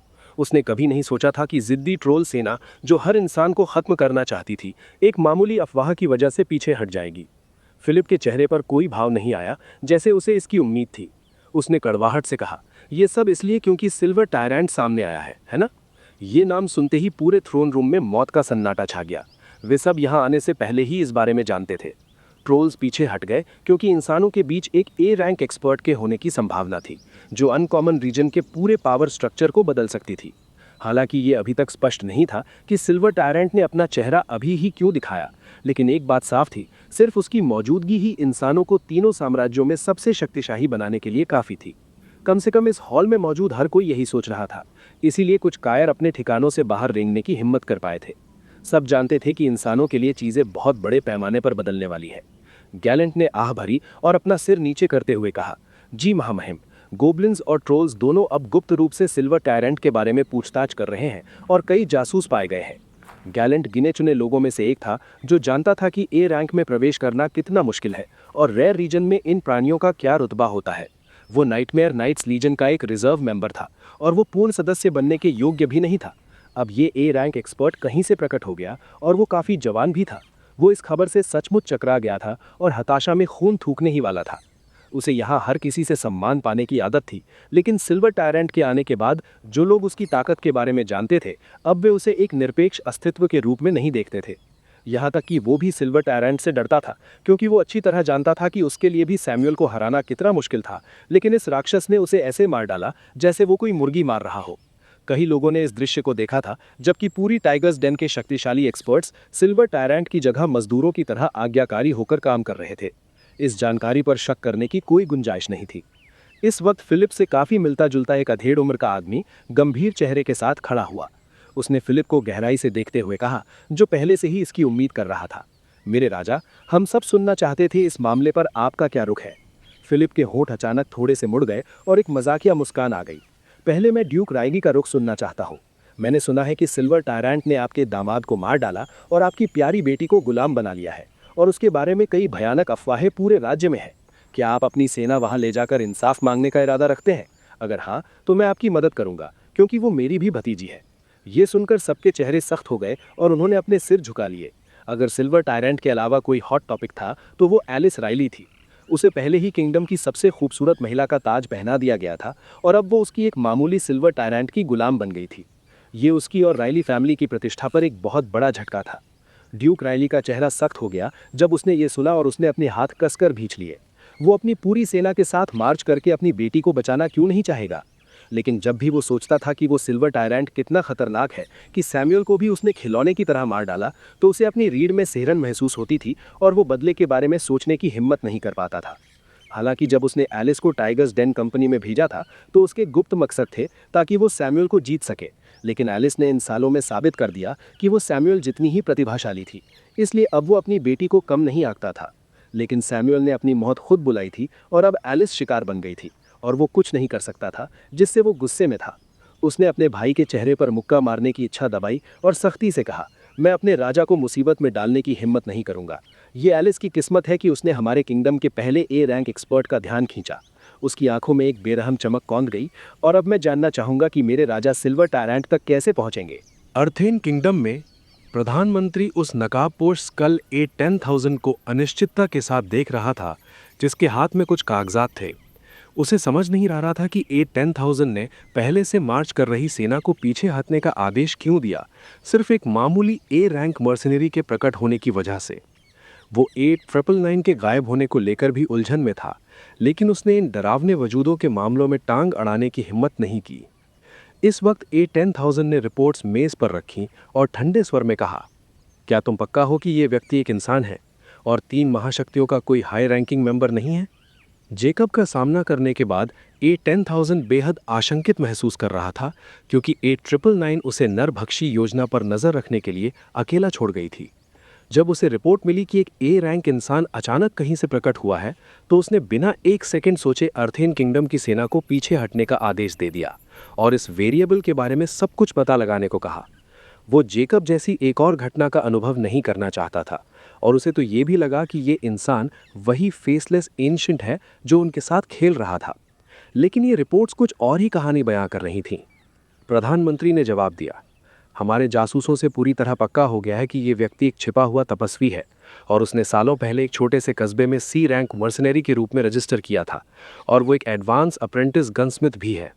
हालांकि वो जवान दिखता है, मेरा अनुमान है कि उसे रेनी माउंटेन रेंजेस में कोई अवसर मिला होगा, शायद कोई पोषण या दवा, और इसी तरह वो A रैंक बनने में कामयाब रहा।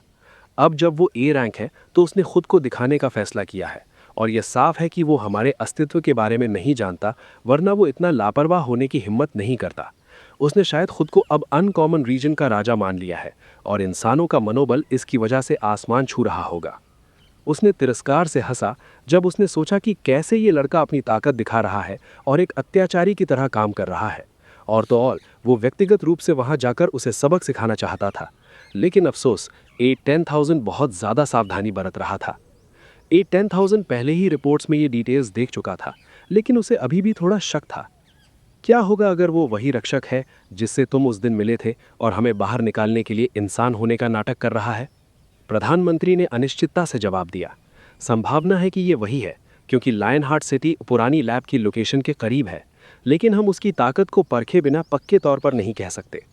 उसने भी इस संभावना के बारे में सोचा था, लेकिन उसे लगा कि ये वो आदमी नहीं है, क्योंकि वो व्यक्ति बहुत शांत था और उसे ऐसा नहीं लगा कि वो अपनी लोकेशन ऐसे उजागर करेगा और एक अय्याश अत्याचारी की तरह काम करेगा। फिर भी संभावना मौजूद थी और वे इसे नज़रअंदाज नहीं कर सकते थे। नहीं, वो शुद्ध इंसान है। इस वक्त एक स्निकलिंग आवाज़ गूंजी जिससे दोनों चौंक गए। तुम आखिरकार वापस आ गईं। A10,000 की आवाज़ में रोमांच था। उसने कभी नहीं सोचा था कि वो इस पागल औरत A999 को देखकर इतना खुश होगा। तस्क, मैं आना नहीं चाहती थी लेकिन आना पड़ा। A999 ने खींचते हुए जवाब दिया। A10,000 अभी भी खुश था और उसने जल्दी से पूछा, तो तुमने सिल्वर टायरेंट की जांच की? A999 ने इस बार गंभीरता से जवाब दिया, बिल्कुल। अफवाहें सुनते ही मैं उस इलाके में गई और अच्छी तरह जांच की, और वो इंसान ही है। मैं उसे कुचल सकती थी, लेकिन मुझे डर है कि उसका 3 महाशक्तियों के साथ कोई कनेक्शन हो सकता है, इसलिए मैं उसे एक स्थानीय पर छोड़ दूंगी। प्रधानमंत्री ने जल्दी से झुककर कहा, मैं उससे निपट लूंगा, चिंता ना करें माय लेडी। नहीं, उसे थोड़े समय के लिए अपनी छोटी सी शोहरत का मजा लेने दो। A999 ने डार्कली हंसा और आगे कहा, तुम पहले से जमा किए गए ह्यूमन खून से कितने नरभक्षी बना सकते हो? A10,000 ने उम्मीद से पूछा। तो वो चला गया? वो तब तक बाहर जाने की हिम्मत नहीं कर रहा था जब तक वो फेसलेस एंशिएंट अनकॉमन रीजन में था। उसे डर था कि वो बंदा रंजिश रखेगा और उसे ढूंढ निकालेगा जब A999 उसे बचाने के लिए आसपास नहीं होगी। A999 ने तिरस्कार से हंसा, अपनी कायर का देखो, वो वाकई ह्यूमन किंगडम में नहीं है, लेकिन मैं पूरी जगह स्कैन करने जा रही हूँ, बस ये सुनिश्चित करने कि वो यहाँ छिपा तो नहीं है। 5 या 6 महीनों में हमारी रीइंफोर्समेंट यहाँ होगी, तब हमें उसकी चिंता करने की ज़रूरत नहीं होगी। लेकिन इसका मतलब ये नहीं है कि हम अपना चेहरा जैसे चाहे दिखा सकते हैं। अब उसे मेरे सवाल का जवाब देने दो। इस बातचीत से प्रधानमंत्री चकरा गया, क्योंकि उसे नहीं पता था कि वे किस बारे में बात कर रहे हैं। फिर भी उसने जल्दी से A999 के सवाल का जवाब दिया। हमने जो खून इकट्ठा किया है, उससे पहले वाले के लेवल के 100 से ज़्यादा नरभक्षी और कई लो लेवल वाले बनाने के लिए काफ़ी है। माय लेडी, क्या आप चाहती हैं कि मैं शुरू करूं? A999 ने एक पल सोचा, शुरू करो, और फिर उन नरभक्षियों को गॉब्लिन्स के बीच बढ़ने और अपनी तादाद बढ़ाने के लिए छोड़ दो, और इसके बारे में हर खबर काट दो। इंसानों को अभी भ्रम में जीने दो। हम चुप से नरभक्षियों का एक फार्म बनाएंगे, और तुम ट्रोल्स इस फार्म को ढकने के लिए एक कोहरा बनोगे। मैं व्यक्तिगत रूप से नरभक्षी पर आगे की रिसर्च की निगरानी करूंगी। प्रधानमंत्री की आंखें चमक उठीं और वो जल्दी से सहमत हो गया। मैं समझ गया, हम तुरंत काम शुरू करेंगे। लेकिन क्या होगा अगर इंसानों ने हम पर हमला करने का फैसला किया? अब जबकि उनके बीच एक A रैंक आ गया है, तो वे और भी निडर और बेखौफ होंगे। तब वे खुद खून डिलीवर कर रहे होंगे। नहीं, ये एकदम सही है। A999 की आंखें खौफनाक रोशनी से चमक उठीं। मैंने सुना है कि ये इंसान बदलावों को जल्दी अपनाते हैं, है ना? चूंकि उनके बीच एक A रैंक आ गया है, तो और भी उसके नक्शे कदम पर चलेंगे। इसका मतलब है कि हमें और हाई लेवल खून मिलेगा। मैं चाहती हूँ कि वो इंसान आत्मविश्वास के साथ एक और युद्ध शुरू करें, लेकिन हम उनके पीछे से हेर फेर करेंगे, जबकि उन्हें सोचने देंगे कि वे कंट्रोल में हैं और हमें इंसानी खून की एंडलेस सप्लाई मिलती रहेगी। Lion heart city, lion street, tyrant mansion. हाँ, जिस हवेली में जेकब रहता था, उसे अब हर कोई टायरेंट मैंशन के नाम से जानता था। पिछले 3 दिनों में टायरेंट मैंशन में कुछ बदलाव आए थे। कोई भी टायरेंट मैंशन के विशाल बगीचे में कई छोटे बंकर देख सकता था, जबकि बैकयार्ड अब पूरी तरह से एक गुंबद जैसी छाया से ढका हुआ था और किसी की भी नज़र को रोक रहा था। अंदर जाने का इकलौता रास्ता या तो हवेली से था या छाया में छेद करके, जिसकी कोई हिम्मत नहीं करेगा। और तो और, इन पिछले 3 दिनों में लायन हार्ट सिटी के कई उच्च स्तरीय अधिकारी मिलने आए, लेकिन उन्हें मुख्य द्वार पर ही खारिज कर दिया गया। इन खारिज किए गए अधिकारियों में सिटी लॉर्ड, मर्सिनरी ब्रांच का leader, vice leader, gunsmith guild leader और यहाँ तक कि खूबसूरत अपोथिकरी गिल्ड लीडर भी कई अन्य रईसों के साथ शामिल थी। हालांकि किसी ने भी नाखुशी दिखाने की हिम्मत नहीं की और वे कुछ उपहार छोड़कर विनम्रतापूर्वक चले गए। यहाँ तक कि सैम्यूल का दिल सिल्वर टायरेंट ने कुचल दिया था और एलिस को गुलाम बना लिया गया था। वे ऐसे व्यक्ति को नाराज नहीं करना चाहते थे जब तक कि वे उन 2 प्रसिद्ध व्यक्तियों जैसा अंजाम नहीं चाहते थे। गनस्मिथ गिल्ड लीडर ड्रू सबके बीच सबसे जटिल महसूस कर रहा था, क्योंकि उसने जेकब के साथ कुछ समय बिताया था और उसे सबसे ज़्यादा फायदा हुआ था जब जेकब ने उसे मैग्नम का श्रेय लेने दिया था। अब जब वो सोचता था कि वो कभी जेकब को बचाना चाहता था, तो वो आत्ममजाक में हंसता था और डर भी महसूस करता था जब वो सोचता था कि जेकब ने सैम्यूल को कैसे मारा था। जहाँ तक वाइस गिल्ड लीडर ओलाफ का सवाल था, जिसने जेकब के खिलाफ साजिश रची थी, वो उसी रात लायन हार्ट सिटी से गायब हो गया था जब जेकब के A रैंक एक्सपर्ट होने की खबर सामने आई थी। आखिर में स्टार मर्सिनरी एजेंसी के लीडर को पहले ही जेकब के उनके साथ रजिस्ट्रेशन के बारे में पता चल गया था। वो रोमांचित था और जेकब के पास जाकर संबंध बनाना चाहता था, लेकिन उसे बेरहमी से खारिज कर दिया गया। जेकब की A रैंक पहचान से प्रभावित होने वाली आखिरी व्यक्ति कोई और नहीं बल्कि लायन हार्ट फैमिली की रोज थी। जब वो सोचती थी कि उसने जेकब के साथ निडर होने की कोशिश की थी और यहाँ तक कि उसे मीट शील्ड के रूप में इस्तेमाल करना चाहती थी, तो उसे लगभग मानसिक दौरा पड़ गया था। अभी वो छिपी हुई थी, इस लगातार डर में कि जेकब एक दिन आएगा और उसे अपनी गुलाम बना लेगा। उसके पिता को अभी तक उसके बारे में पता नहीं था, वरना उन्हें हार्ट अटैक आ जाता। जहां तक उस आदमी का सवाल था जो इस तूफान की आंख था, सिल्वर टायरेंट, जेकब को पता नहीं था कि एक पूरे अनकॉमन रीजन में उसकी वजह से क्या हो रहा है। अगर उसे पता भी होता तो वो बस ताना मारता, क्योंकि उसे इसकी पहले से ही उम्मीद थी। इस वक्त वो नए बने पूल के बीच में एक पत्थर के प्लेटफॉर्म पर बैठा था और उसने अभी अभी 20G फोर्स की सीमा पार कर ली थी और पानी में मौजूद ऑक्सीजन फिर से उसके शरीर के रोमपोशों में समा गई। अब उसे ये पहले से भी ज़्यादा साफ महसूस हो रहा था और अचानक जेकब को एक अजीब सी सनसनी महसूस हुई जिसे बयां करना मुश्किल था। और तो और उसकी धड़कनें बढ़ने लगीं जैसे जैसे और ऑक्सीजन उसके शरीर में घुस रही थी। तो ये सचमुच मेरी धड़कन को बिना किसी अतिरिक्त तरीके के बढ़ा सकता है, जैसे कि ये वाटर मेडिटेशन फ्लूइड एक्सेलरेशन की प्रैक्टिस के लिए ही बनाया गया हो। इमोटिका ने भी मुझसे उस वक्त कहा था कि मुझे बहुत जल्द एक रास्ता मिल जाएगा। जेकब ने कड़ियों को जोड़ा और उसे लगा कि इमोटिका शायद आर्ट ऑफ नेचर के असली असर के बारे में जानती थी, लेकिन उसने कुछ कहने की जहमत नहीं उठाई और ना ही जेकब के पूछने पर कोई टिप्पणी की। फिर भी इससे उसका ये विश्वास और पक्का हो गया कि उसे इस तकनीक की प्रैक्टिस जारी रखनी चाहिए और लापरवाही नहीं करनी चाहिए। जैसे जैसे और ऑक्सीजन उसके शरीर में घुस रही थी, उसकी धड़कन बढ़ती जा रही थी। जेकब का पूरा ध्यान अपनी हार्ट रेट पर था और वो एक भी धड़कन मिस करने की हिम्मत नहीं कर रहा था। 10 मिनट बाद जेकब की धड़कन 4 बीट्स प्रति सेकंड पर थी, तभी उसे वो अजीब सनसनी लड़खड़ाती हुई महसूस हुई और ग्रेविटी भी गायब हो गई। जेकब की आंखें झटके से खुली और उसने भौहें से कोड़ी। लाखों गैलन पानी भी वाटर मेडिटेशन को सिर्फ 2 घंटे 10 मिनट तक ही बनाए रख सकता है, तो 24 घंटे की सीमा का क्या होगा? क्या मुझे उस वक्त किसी विशाल नदी में नहीं उतरना पड़ेगा? उसका चेहरा गंभीर हो गया क्योंकि लिक्विड अचानक फिर से भाप में बदलने लगा। हालांकि अपनी मौजूदा क्षमता के साथ मैं शायद 2.5 घंटे से ज़्यादा टिक सकता हूँ, लेकिन हैरिसन के मुताबिक मुझे 300 मीटर गहरे बोर की ज़रूरत है और यहाँ पानी का स्तर एक्विफर 1 मील गहरा है। 1 मील गहरा बोर 3 घंटे के निशान को पार करने के लिए काफ़ी होना चाहिए, लेकिन इससे मैं खतरे में भी पड़ सकता हूँ क्योंकि उस वक्त ग्रेविटी 30G होगी और ये पत्थर का खंबा शायद मुझे संभाल ना पाए और टूट जाए। खैर, मैं उन्हें इस खंबे को धातु से मजबूत करने को कहूँगा, लेकिन अगर मुझे इसे जल्दी करवाना है तो मुझे और मजदूरों की ज़रूरत होगी। जेकब ने उस गोल प्लेटफॉर्म को देखा जिस पर वो बैठा था, जो सिर्फ इतना गहरा था कि उसका सिर पानी से ढका रहे, लेकिन असल में ये नीचे से जुड़ा एक खंबा था जो उसके चारों ओर खुदाई करके बनाया गया था। जेकब ने आदेश दिया था और उन मर्सिनरीज ने कोई गलती करने की हिम्मत नहीं की थी, लेकिन पता चला कि ये 100 मीटर का पुल भी काफ़ी नहीं था। जेकब को अचानक अनकॉमन और रेयर रीजन के बीच बहने वाली उफनती बॉर्डर रिवर का ख्याल आया और वो जानता था कि वाटर मेडिटेशन की प्रैक्टिस के लिए वो एकदम सही जगह है। लेकिन उस नदी में उसके पास ये खंबा नहीं होगा और वो उस दबाव में सचमुच डूब सकता है। इसलिए जब तक उसे उस दबाव में तैरने की अपनी क्षमता पर पूरा भरोसा नहीं हो जाता, वो चाहे कुछ भी हो जाए ये कोशिश नहीं करेगा।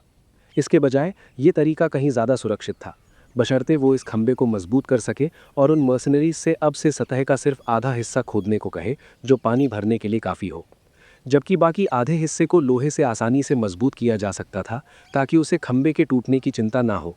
लेकिन उसे मजबूती का काम शुरू करने के लिए कुछ मजदूरों और लोहारों की ज़रूरत थी और अगर हो सके तो वो आधे पुल को लोहे से भरकर एक ठोस लोहे का प्लेटफॉर्म बनाना चाहता था। उस वक्त वो उन्हें जितना चाहे उतना गहरा खोदने दे सकता था। जहाँ तक इस काम के लिए लोग ढूंढने का सवाल था, जेकब जानता था कि उन्हें कहाँ ढूंढना है और वो ह्यूमन किंगडम का सबसे ताकतवर व्यक्ति था, तो कोई उसे मना करने की हिम्मत नहीं करेगा। जेकब आखिरकार खड़ा हुआ और मेड के कपड़ों में खड़ी उस बेहद खूबसूरत औरत को देखा जिसका कातिलाना फिगर साफ दिख रहा था। उसके हाथ में तौलिया था और चेहरे पर एक मोहक भाव था जब उसने पानी को खतरनाक रफ्तार से फैलते देखा। जेकब ने उसकी खूबसूरती पर ज़्यादा ध्यान नहीं दिया और उसकी तरफ कूदा और पूल के किनारे पर उतरा, जिससे एलिस अपनी तंद्रा से जागी। उसने तुरंत अपनी नज़रें नीची कर लीं जब उसने नंगे बदन जेकब को अपनी तरफ आते देखा। उसके पीले सफ़ेद चेहरे पर हल्की सी लाली आ गई। अब वो उसकी आंखों में देखने की हिम्मत नहीं कर पा रही थी। चूंकि जेकब ने उसे युद्ध ट्रॉफी के रूप में गुलाम बना लिया था, उसने सोचा था कि जेकब दूसरों की तरह उसके शरीर का भूखा होगा और उसका रेप करेगा और उसे तड़पाएगा, क्योंकि उसने टाइगर्स डेन के साथ जैसा अत्याचारी व्यवहार किया था। वो बस विरोध नहीं कर सकती थी और इस मुकाम पर पहुंचने के बाद मरना भी नहीं चाहती थी। इसलिए उसने दूसरी दिशा में सोचा। अगर जेकब उसकी तरफ आकर्षित हो जाए और अगर वो उसे रिझा सके तो कौन उसे छेड़ने की हिम्मत करेगा। जेकब सैमुअल से बिल्कुल अलग था। वो सैमुअल के आसपास सामान्य व्यवहार करती थी क्योंकि सैमुअल उसका दिल जीतने के लिए एक सज्जन बनने का नाटक करता था और उसे उसकी प्रतिभा का पता था, इसलिए उसने उसका ज़बरदस्ती करने की हिम्मत नहीं की। लेकिन जेकब को उसकी खूबसूरती, रुतबे या प्रतिभा की कोई परवाह नहीं थी और देखने से वो उससे छोटा भी लग रहा था। इसीलिए उसे जेकब के साथ दूसरा तरीका अपनाना पड़ा। उसने अपनी मर्जी से उसकी गुलाम बनने की और जो वो चाहे करने का फैसला किया, यहाँ तक कि उसका बिस्तर गर्म करने और धीरे धीरे उसका सद्भावना जीतने का। हालांकि ये स्थिति नुकसानदेह और घिनौनी लग रही थी, लेकिन उसके लिए ये अपने शरीर के बदले इस राज्य के सबसे ताकतवर आदमी को पाने का एक शानदार मौका था। सिर्फ यही नहीं, बल्कि उन सभी महिलाओं को यकीन था कि जेकब दूसरों की तरह एक अय्याश आदमी है, क्योंकि उसने हर महिला को अपने साथ रहने को कहा था और मेड के कपड़े पहनाए थे। लेकिन सब हैरान थे क्योंकि उन्होंने जेकब की परछाई तक नहीं देखी। उन्हें बुलाना या उनके क्वार्टर में आना तो दूर की बात थी। यहाँ तक कि एलिस, जिसे अपने लुक्स पर पूरा भरोसा था और जो उस रात हरकत में आने के लिए तैयार थी, उसे कभी नहीं बुलाया गया, जिससे वो बेचैन हो गई। जहाँ तक खुद उसके कमरे में जाने का सवाल था, उनमें उसे देखने की भी हिम्मत नहीं थी। बिना आज्ञा के उसके कमरे में घुसना तो दूर की बात थी। सिर्फ आज जब हैरिसन ने पूल पूरा होने की खबर दी, तब जेकब बाहर आया और उसने एलिस को यहाँ भी नहीं बुलाया था। लेकिन उसने खुद पहल की और यहाँ आकर आज्ञाकारी होकर उसका इंतजार करने लगी। फिर भी वो हैरान रह गई जब उसे समझ आया कि जेकब क्या कर रहा था जब उसने 1 घंटे से ज़्यादा समय तक सांस लेने के लिए अपना सिर बाहर नहीं निकाला। पहले तो उसे लगा कि वो मर गया है, लेकिन फिर उसने सिर हिलाया क्योंकि ये बहुत बेवकूफ़ी होगी। फिर भी अगर उसने कभी कभी छोटे बुलबुले निकलते ना देखे होते तो शायद वो मान भी लेती। फिर उसने एक और संभावना के बारे में सोचा। क्या ये ए रैंक में प्रवेश करने का गुप्त तरीका हो सकता है? एलिस को लगा कि उसने एक बहुत बड़ा राज खोज लिया है जब उसने सोचा कि जेकब इस पूल और इसे ढकने को लेकर इतना गंभीर क्यों था। उसने चुपके से खिसक जाने का भी सोचा, लेकिन फिर उसे याद आया कि जेकब ने उन 8 मर्सिनरीज को कैसे मारा था जिन्होंने हर बार भागने की कोशिश की थी। वो सचमुच सब कुछ सुन सकता था जैसा उसने कहा था, इसलिए अब कोई भागने की हिम्मत नहीं करता था। इसलिए वो भी हिलने की हिम्मत नहीं कर पाई और वहीं रहकर बेवकूफ़ बनने का नाटक करने लगी, इस उम्मीद में कि जेकब उस पर विश्वास कर लेगा। क्योंकि अगर ये जेकब की शक्ति का राज था तो वो ये सुनिश्चित करने के लिए उसे मार देगा कि वो कभी इसे उजागर ना करे। लेकिन जब उसने पानी को भाप में बदलते देखा तो वो पूरी तरह सन्न रह गई और उसे लगा कि यही जेकब की शक्ति का असली राज है। अब वो इस तरफ आ रहा था तो उसने शर्मीली और आकर्षक दिखने की पूरी कोशिश की ताकि वो कुछ नोटिस ना करे। जेकब ने मनमोहक एलिस को देखा और उसके होंठ मुड़ गए। तुम्हें परिस्थितियों के हिसाब से ढलना आता है, मुझे कोई एतराज़ नहीं, लेकिन अगर तुम एक पल के लिए भी सोचती हो कि तुम इससे गुलाम होने की किस्मत से बच जाओगी तो तुम पूरी तरह गलत हो। जेकब की आंखें ठंडी हो गई, जिससे एलिस कांप गई और उसे लगा कि वो उसे मारने वाला है। लेकिन उसकी हैरानी के लिए, अगर तुम सचमुच मेरी अच्छी सेवा करो तो मैं तुम्हारे साथ बुरा व्यवहार नहीं करूंगा, यहाँ तक कि तुम्हें एक ही दिन में ए रैंक बनाना भी संभव है। लेकिन जेकब ने अर्थपूर्ण मुस्कान दी, क्या तुम इसे साबित कर सकती हो? एलिस ने आखिरकार झटके और अविश्वास के साथ ऊपर देखा जो उसने अभी सुना। उसके होठ खुले रह गए। तुम मुझे एक ही दिन में ए रैंक बना सकते हो? वो यकीन करने की हिम्मत नहीं कर पा रही थी। जेकब बस रहस्यमय तरीके से हंसा, उसके हाथ से तौलिया लिया और उसके भावों की परवाह किए बिना आगे बढ़ते हुए कहा, हैरिसन को बुलाओ। एलिस का दिल लगभग उसके हलक में आ गया था क्योंकि जेकब के शब्द उसके दिमाग में किसी टूटे रिकॉर्ड की तरह लगातार गूंज रहे थे। लेकिन वो जल्दी शांत हो गई और उसकी आंखों में संकल्प चमक उठा। मुझे बस इसे साबित करना है। हालांकि वो जेकब की बातों पर पूरी तरह विश्वास नहीं करती थी, लेकिन उसने उसे नहीं मारा, इस बावजूद कि उसने उसका राज समझ लिया था, जिसका मतलब था कि जेकब को कोई परवाह नहीं थी। अब उसके दिमाग में और भी शक पैदा हुए और जब उसने सोचा कि जेकब ने अभी उसे क्या ऑफर किया है तो अब वो देखना चाहती थी कि क्या वो उसे ए रैंक मर्सनरी बना सकता है। वैसे भी वो कुछ खो नहीं रही थी, इसलिए उसने जल्दी से जेकब के आदेश का पालन किया और हैरिसन को बुलाने चली गई, जो इकलौता ऐसा शख्स था जिसे जेकब नाम से बुलाता था। इसके बाद जेकब शांति से व्यंजनों से भरी एक टेबल पर बैठ गया। उसने परेशान हैरिसन को देखा और कहा, मैं चाहता हूं कि तुम जल्द से जल्द गनस्मिथ गिल्ड के गिल्ड लीडर को बुला लो। जैसा आपका आदेश माय लॉर्ड। हैरिसन जल्दी से इस मिशन को पूरा करने के लिए चला गया, जैसे उसकी जान इस पर निर्भर हो। इस वक्त एलिस ने जल्दी से एक डिश उठाई और जेकब के कहे बिना उसे परोसना शुरू कर दिया। परोसते वक्त उसने अचानक उसकी ठंडी अंबर आंखों में गहराई से देखा और एक सपने भरे लहजे में कहा, मैं अब से तुम्हारी हूँ। शाम को टायरांट मैंशन ने अपने पहले मेहमान का स्वागत किया, जिसे सिल्वर टायरांट से मिलने की अनुमति मिली थी। कई लोग जो टायरांट मैंशन पर कड़ी नजर रखे हुए थे, उन्होंने तुरंत अपने आकाओं सुपीरियर्स को इसकी रिपोर्ट दी। जब उन्हें इस मेहमान की पहचान पता चली तो वो कोई और नहीं बल्कि लायन हार्ट सिटी के गनस्मिथ गिल्ड का लीडर ड्रू था। जेकब की महत्व की वजह से उसके बैकग्राउंड की जांच कई लोगों ने की थी। हालांकि उसकी असली पहचान या वो कहां से आया है ये अभी भी एक रहस्य था, लेकिन स्टार मर्सनरी एजेंसी और गनस्मिथ गिल्ड में उसका आधिकारिक रिकॉर्ड अब एक खुला राज बन गया था। हर कोई जानता था कि वो पहले रेन टाउन में दिखा और फिर लायन हार्ट सिटी में रहा, लेकिन इसने उसे और भी रहस्यमयी बना दिया, क्योंकि इन दो जगहों के अलावा जेकब विशाल अनकॉमन रीजन में और कहीं नहीं दिखा था। ज्यादातर लोगों का मानना था कि जेकब का हुलिया दरअसल उसका असली बैकग्राउंड छिपाने के लिए एक भेस है, लेकिन जब दोनों संगठनों के रिकॉर्ड्स का जिक्र आया तो किसी को भी यकीन नहीं रहा। सी रैंक और उससे ऊपर के लोग जानते थे कि डीएनए बदला नहीं जा सकता, और यही बात उन्हें रहस्यमयी सिल्वर टायरांट से और भी डरा रही थी।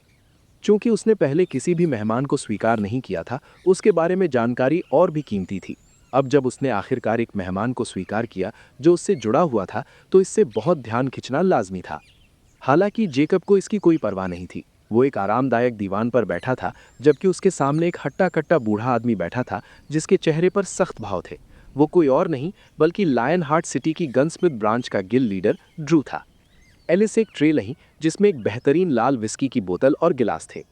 उसने इत्मीनान से गिलास रखे और बिना किसी भाव के पारदर्शी लाल विस्की उड़ेली। ड्रू इस ठंडी लेकिन आकर्षक नौकरानी को देखकर हैरान रह गया। वो स्वाभाविक रूप से जानता था कि ये कौन है और उसकी मौजूदा स्थिति की वजह क्या है। फिर भी उसे ये देखकर झटका लगा कि एलिस कितनी आज्ञाकारी है। उसने अपनी मामूली गुलाम के रूप में अपनी पहचान स्वीकार कर ली थी और उसके व्यवहार में कोई शर्मिंदगी नहीं दिख रही थी। उसने उस हैंडसम आदमी को विस्मय और घबराहट के साथ देखा। जब उसने सुना कि जेकब उसे ढूंढ रहा है तो उसका पहला विचार यही था कि जब वो खुद मिलने आया था तो जेकब उससे मिला क्यों नहीं और अब उसे क्यों ढूंढ रहा है। लेकिन उसने मना करने की हिम्मत नहीं की, और वो भी किसी और वजह से जेकब से मिलना चाहता था, इसलिए वो अपना सारा काम छोड़कर तुरंत यहाँ आ गया। इस वक्त एलिस ने विस्की का गिलास बिना किसी भाव के ड्रू के सामने रखा।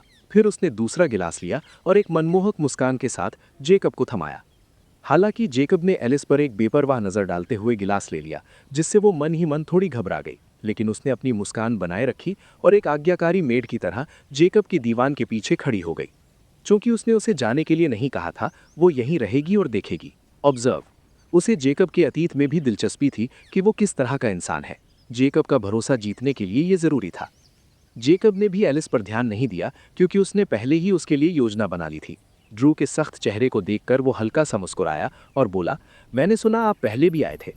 ड्रू की धड़कन थोड़ी बढ़ गई, लेकिन जब उसने देखा कि जेकब के चेहरे पर अभी भी वही घमंडी मगर आत्मविश्वास भरी मुस्कान है जो उनकी पहली मुलाकात के वक्त थी, तो उसे थोड़ी राहत मिली और उसने विनम्रता से सिर हिलाया। जी, लेकिन महामहिम व्यस्त थे और मैं आपको परेशान करने की हिम्मत नहीं कर सकता था। जेकब ने विस्की का एक घूंट लिया जिसमें एक नशीला धुएं जैसा और माल्टी स्वाद था। उसे नहीं पता था कि हैरिसन ने इसे कहाँ से खरीदा था, लेकिन ये कम से कम 2 या 3 दशक पुरानी थी। वो अच्छी शराब का शौकीन था और ये विस्की औसत सब पार थी, लेकिन मौजूदा मानव सभ्यता के लिए काफ़ी अच्छी थी। और तो और उसने हंसा, पुराने दोस्त के साथ औपचारिकता की कोई ज़रूरत नहीं है, बस मुझे जैक कहो। तो तुम पहले क्यों मिलना चाहते थे? मैं उस वक्त किसी काम में व्यस्त था, तुम खुलकर बोल सकते हो। ड्रू जेकब के लहजे से वाकिफ था। क्या ये सचमुच में वही ठंडे खून वाला सिल्वर टायरांट है जिसके बारे में सब बात कर रहे हैं? वो अब अनिश्चितता से सोच रहा था। फिर भी जब जेकब अभी भी अपने पुराने स्वभाव जैसा व्यवहार कर रहा था तो वो थोड़ा सहज हुआ और बोला, सच कहूं तो मैं आपको परेशान नहीं करना चाहता था और मुझे पक्का यकीन भी नहीं था कि ये आप ही हैं, लेकिन आपके चित्र पूरे राज्य में फैल रहे थे तो मुझे पता चल गया कि ये आप ही हैं। जेकब ने एक भौं ऊपर चढ़ाई। मुझे नहीं पता था कि मैं एक हफ्ते में इतना मशहूर हो गया। वो हैरान लग रहा था, लेकिन वास्तव में वो नहीं था। इसके विपरीत वो प्रभावित नहीं था। यही तो मध्ययुगीन तकनीक का असली नुकसान है। एक बी रैंक मर्सेनरी को मारने और ड्यूक की बेटी को गुलाम बनाने के बाद तुम हैरानी का नाटक कर रहे हो। ड्रू ने कड़वी मुस्कान दी और इस पर कोई टिप्पणी करना नहीं चाहता था। उसने विषय बदला। बहरहाल आपकी जानकारी बाहर आने में ज्यादा वक्त नहीं लगा, खासकर एजेंसी और गिल्ड के भीतर। एक बार जब कोई उन्हें आपका रजिस्ट्रेशन नाम दे दे तो ये बहुत आसान हो जाता है, और मुझे लगता है कि वो बूढ़ा कमीना ओलफ था जिसने आपकी जानकारी मुखबिर को दी थी। उसकी आंखों में गुस्से की झलक दिखाई दी। मैं जानता था कि उसने तब क्या किया था जब आप अचानक गायब हो गए थे, लेकिन मेरे पास सबूत नहीं है। लेकिन वो कमीना बहुत तेजी से भागा जैसे ही आप इस बार प्रकट हुए। एलिस इस खुलासे से हैरान थी और उसने जेकब को देखा जो शांति से अपनी विस्की की चुस्कियां ले रहा था, जैसे वो कोई मामूली बात सुन रहा हो। क्या किसी ने उसके खिलाफ साजिश करने की कोशिश की थी जब वो लो प्रोफाइल रह रहा था, या वो पहले इतना मजबूत नहीं था जितना अब है? उसने सोचा, मुझे इस छोटी सी बात की परवाह नहीं है, भले ही उन्हें मेरी पहचान के बारे में पता हो। तुम्हें लगता है कि वो मेरा कुछ बिगाड़ सकते हैं? जेकब ने एक बर्फीली मुस्कान के साथ पूछा, जिससे ड्रू थोड़ा कांप गया। वो जानता था कि जेकब ने बस एक तथ्य बताया था। कोई भी जेकब से पंगा लेने की हिम्मत नहीं करेगा जब तक कि उसे सैमुअल की तरह मरने की इच्छा न हो। वो पूरे किंगडम में सबसे ताकतवर व्यक्ति था। और तो और उसने आह भरी, माफ कीजिए, मैंने बेवकूफ़ी वाली बात की। मैं यहाँ एक ज़रूरी वजह से आया था, क्योंकि मुझे राजधानी के गिल्ड मास्टर से एक संदेश मिला है। उसका चेहरा गंभीर हो गया। वे व्यक्तिगत रूप से आपसे मिलने आ रहे हैं और मुझे लगता है कि आपको उनकी बात सुननी चाहिए, क्योंकि ये आपके लिए फ़ायदेमंद हो सकती है। लेकिन ऑफ कोर्स अगर आप नहीं चाहते तो आप बस उन्हें मना कर सकते हैं। ड्रू ने मन ही मन आह भरी। राजधानी का गनस्मिथ गिल्ड मास्टर एक बेहद प्रमुख व्यक्ति था, लेकिन अब वो व्यक्तिगत रूप से जेकब से मिलने यहाँ आ रहा था और उसे जेकब से परिचय कराने के लिए ड्रू जैसे किसी की ज़रूरत थी। ड्रू जानता था कि जेकब असल में एक बेसिक गनस्मिथ है और उसकी उपलब्धि शायद इससे भी ऊंची हो सकती है, और वो उसे छिपा रहा है। तो इस सन की गिल्ड मास्टर का आना उसके लिए कोई आश्चर्य की बात नहीं थी, क्योंकि जेकब के गनस्मिथिंग टैलेंट के बारे में पता चलने के बाद वो भी ऐसा ही करता। उसकी नज़रों में जेकब एक अजूबा था। जैसे ही जेकब गनस्मिथ गिल्ड के साथ अपने रिश्ते का ऐलान करेगा, उनका रुतबा आसमान छू लेगा, अपोथेकरी गिल्ड से भी ऊपर। लेकिन सवाल ये था कि क्या सिल्वर टायरांट मानेगा? अगर उसने उन्हें खारिज कर दिया तो क्या वो अपनी किस्मत आजमाने की हिम्मत करेंगे? जवाब था एक बड़ा नहीं। जब तक जेकब से भी ज़्यादा ताकतवर कोई उनका समर्थन नहीं करता, वो जेकब को कुछ भी करने के लिए मजबूर नहीं कर सकते। उनके पीछे का एल्केमी गिल्ड उनकी जान की परवाह नहीं करेगा जब तक कि कोई बाहरी ताकत हस्तक्षेप न करे या वे खुद किसी मुसीबत में ना फंस जाएं। जेकब की आंखों में एक सूक्ष्म चमक आई और उसने सिर हिलाया। मैं इस पर विचार करूंगा। अब मैं तुम्हें बुलाने की वजह बताता हूँ। ड्रू ने अपनी सांस रोक ली। वो अपने बेसिक गनस्मिथ एग्जाम के समय से भी ज्यादा नर्वस था। मुझे 2 मामलों में तुम्हारी मदद चाहिए, जेकब ने ठंडे स्वर में कहा। पहला, मुझे इस हवेली के बेसमेंट में एक गनस्मिथ वर्कशॉप और एक उचित स्मिथी चाहिए। क्या ये संभव है? पैसा कोई मुद्दा नहीं है। ड्रू की आंखें थोड़ी चौड़ी हो गई और वो गहरी सोच में डूब गया। फिर उसने जवाब दिया, ये इंतजाम हो सकता है क्योंकि आप एक बेसिक गनस्मिथ हैं। मैं राजधानी में संदेश भेज सकता हूँ और गिल्ड मास्टर हमारे पास मौजूद सबसे एडवांस उपकरण उपलब्ध करा देंगे। ठीक है, ये भी काम करेगा। जेकब जल्दी मान गया। दूसरी बात बैकयार्ड में मौजूद पूल के बारे में है। मैं एक लोहे का प्लेटफॉर्म बनाना चाहता हूँ। इसे देखो, तुम समझ जाओगे कि मैं किस बारे में बात कर रहा हूँ। जेकब ने अपनी जेब से एक कागज निकाला और ड्रू की तरफ फेंका, जिसने उसे पकड़ा और अनिश्चितता के साथ खोला। एलिस भी बहुत उत्सुक थी कि जेकब किस बारे में बात कर रहा है, लेकिन वो भावहीन रही और सिर्फ देखती रही। वो हैरान थी जब उसने सुना कि वो एक बेसिक गनस्मिथ भी है। एक ड्यूक की बेटी के रूप में वो जानती थी कि बेसिक लेवल के वो गनस्मिथ सब बूढ़े आदमियों का झुंड है और उनकी ताकत बहुत कम है, लेकिन किंगडम द्वारा उनका सम्मान किया जाता है उन हथियारों की वजह से जो उन्होंने विकसित किए और उनकी सैन्य शक्ति को मजबूत बनाया। ड्रू ने डिज़ाइन देखा और थोड़ा चौंक गया, लेकिन ये उसके लिए एक आसान बात थी। उसने कागज़ मोड़ा, जेब में रखा और गंभीरता से सिर हिलाया। समझी, हो गया। अगली सुबह जैकब ने अपनी आंखें खोली और अपनी मांसल छाती पर रखे एक पीले और नाजुक हाथ को देखा। उसके ठीक बगल में एक नग्न सुंदरी सो रही थी, जिसके शरीर के आकर्षक हिस्से साफ दिखाई दे रहे थे। वो स्वाभाविक रूप से एलिस थी, जिसने पिछली रात निषिद्ध फल का स्वाद चखा था। जैकब के चेहरे पर कोई भाव नहीं आया। वो हमेशा की तरह सामान्य था, जैसे ये उसके लिए कोई बड़ी बात ना हो। लेकिन वो इस तथ्य से इनकार नहीं कर सकता था कि इस दुनिया में एलिस वो पहली औरत थी जिसके साथ वो सोया था, और वो भी एक नोबल राजकुमारी। फिर भी उसे क्षणिक सुख के अलावा कुछ महसूस नहीं हुआ, और पूरे समय उसने अपनी ताकत पर नियंत्रण रखा, वरना वो जानता था कि उसकी मौजूदा फिजिक के साथ अगर वो ढील देता तो क्या होता। एलिस उसके प्लान के लिए महत्वपूर्ण थी, और वो उसे अभी मरने नहीं दे सकता था, वरना उसका विकल्प ढूंढना मुश्किल होता। इसीलिए उसने उसे अपने करीब आने दिया और उसे निराशा के बीच उम्मीद दी। उसने साफ कर दिया था कि वो यहाँ सिर्फ उसी पर भरोसा कर सकती है और उसका विरोध करना बेकार है।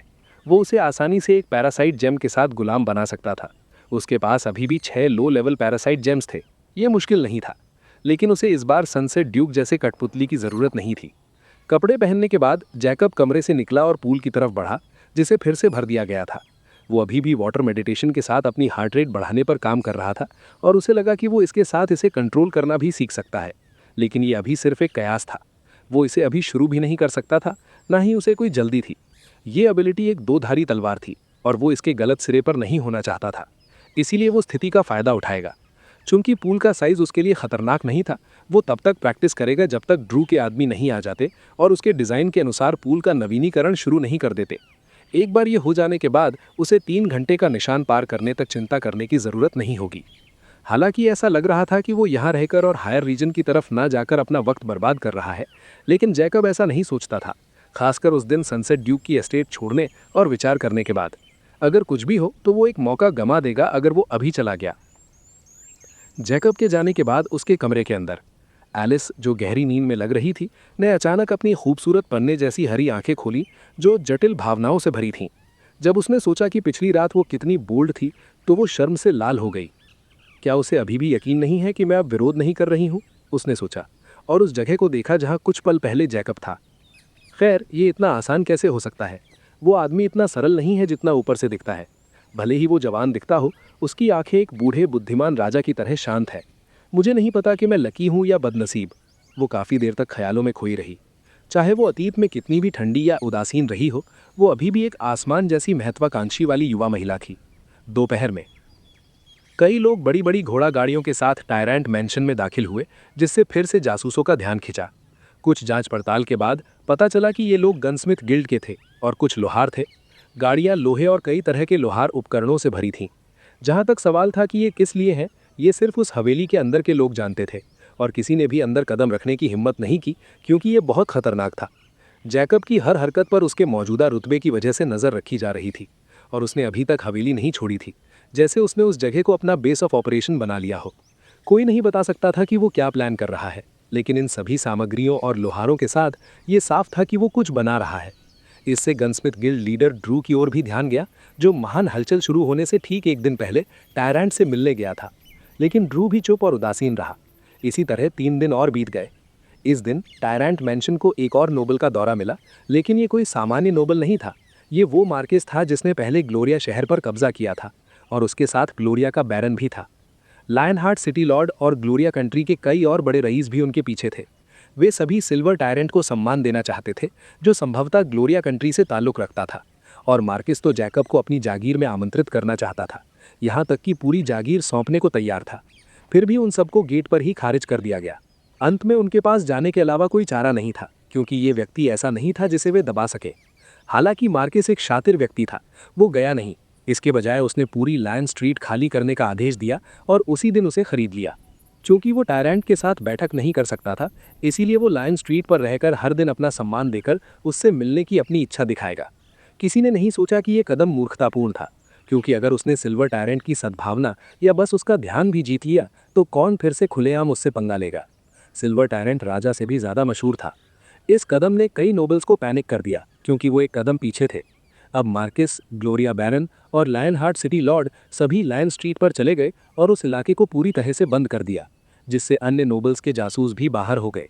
इस हरकत से कई लोग नाराज़ थे, लेकिन किसी ने हंगामा नहीं किया, क्योंकि ये मार्किस ऐसा नहीं था जिससे उलझा जाए, और सिर्फ एक ड्यूक ही इसे पिछाड़ सकता था।